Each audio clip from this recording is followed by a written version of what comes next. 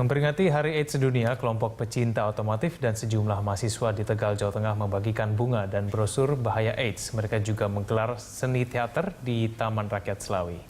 Dalam aksi ini, kelompok pecinta otomotif dan mahasiswa mengajak warga untuk peduli bahaya penyakit AIDS. Mereka juga mengimbau warga untuk mencegah dan melindungi diri dari penyakit mematikan itu. Aksi peduli ini dilakukan karena terus meningkatnya angka penderita HIV/AIDS di Indonesia. Para mahasiswa juga melakukan teatrikal yang berkisah mengenai keluarga yang terinfeksi HIV/AIDS. Dalam aksi teater itu diperlihatkan bagaimana kematian menghantui penderita AIDS.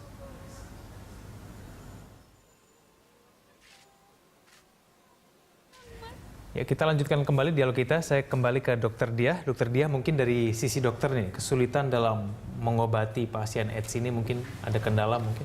Apa? Kalau kendalanya sebenarnya begini, obat untuk HIV/AIDS itu ada.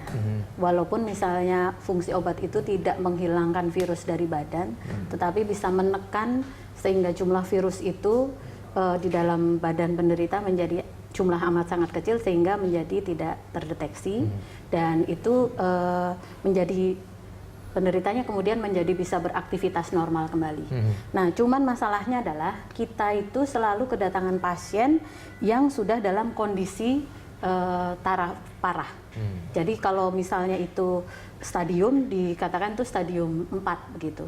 Itu biasanya rata-rata pasien yang datang ke tempat kami, apakah itu di rumah sakit di seluruh Indonesia, rata-rata CD4 atau daya tahan tubuhnya yang normalnya 750 sampai 1500 itu tinggal 34 sampai 50 ribu. 50 saja, jadi kecil sekali.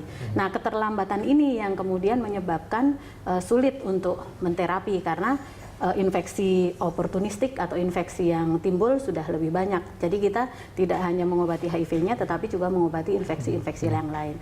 Nah, itu tadi, seandainya testing itu bisa dilakukan di awal, pada saat daya tahan tubuhnya masih tinggi, maka mengobatinya tentu lebih mudah.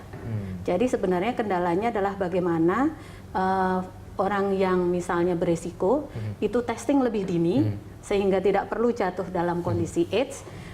Terus kemudian kita sudah bisa memberikan terapinya. Baik, dokter, tapi ada tidak sih simptom khusus gitu yang bisa membuat orang lebih aware supaya dia bisa testing lebih dini? Mungkin karena orang tidak mau testing karena mungkin selama ini dia tidak tahu bahwa ia terdeteksi ataupun punya. Iya betul. Jadi HIV. sebenarnya yang utama adalah bagaimana dia mempunyai risiko atau tidak. Jadi lebih penting itu karena simptom itu baru muncul ketika daya tahan tubuhnya sudah kurang dari 350. Itu sudah separuh lebih dari daya tahan tubuh yang normal. Jadi lebih baik adalah kalau kita mempunyai faktor risiko itu melakukan testing karena begini. Di beberapa negara maju, bahkan Amerika, kemudian beberapa negara Asia, Singapura dan sebagainya, itu testing itu menjadi testing yang wajib. Misalnya testing wajib untuk ibu hamil, kemudian testing wajib untuk seluruh warga negara. Memang kontroversi, tetapi jangan dilihat bahwa itu hak asasi ya, tapi justru kita balik. Hak asasi untuk seseorang kemudian diobati, karena obatnya ada. Jadi kalau dia tidak tahu statusnya, maka dia tidak bisa untuk mengakses terapi. Jadi adalah hak dia untuk tahu statusnya dan kemudian kita terapi. Itu jauh lebih bermanfaat daripada kita menunggu simptomnya muncul. Karena HIV itu kalau kita virusnya masuk hari ini, itu simptom itu bisa nanti muncul setelah 5-7 tahun, bahkan 10 tahun setelah terinfeksi. Jadi kasus ini yang kemudian datang tiba-tiba sudah terlambat. Oke, baik. Saya kembali kepada Bu Atika. Bu Atika tadi sempat menyinggung mengenai BPJS Kesehatan. Nah, kalau menurut Anda ini BPJS Kesehatan apakah sudah cukup membantu para teman-teman kita yang terkena virus HIV/AIDS ini? Ya, menurut saya cukup membantu.